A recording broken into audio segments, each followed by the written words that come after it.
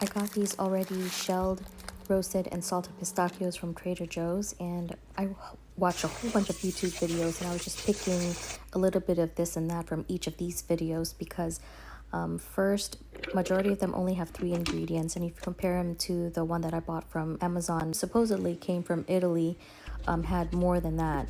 So I was trying to pretty much figure out, I don't know the measurements, but you know, I mean, if you cook, if you bake, you probably have an idea. So I do have the vanilla extract. I know that it listed, I think maybe powdered milk, so that's what I did.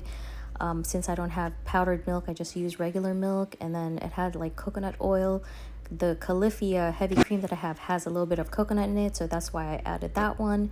And then vanilla extract, because it says something about vanillin, whatever. Anyway, it made sense to me. I put a little bit of butter in there, and then I think it mentioned whey powder or casein or something like that, so I have that, added it in there.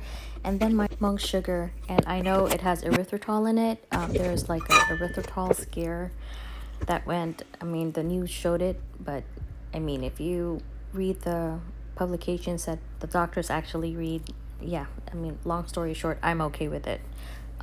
Provided that, you know, as with everything, it's consumed in moderation. So I really like the way this turned out, so I gave it a shot again. I toasted some phyllo dough. I didn't put butter this time because my the pistachio already has butter in it. And I am really happy that it turned out really good because this is low carb, diabetic friendly.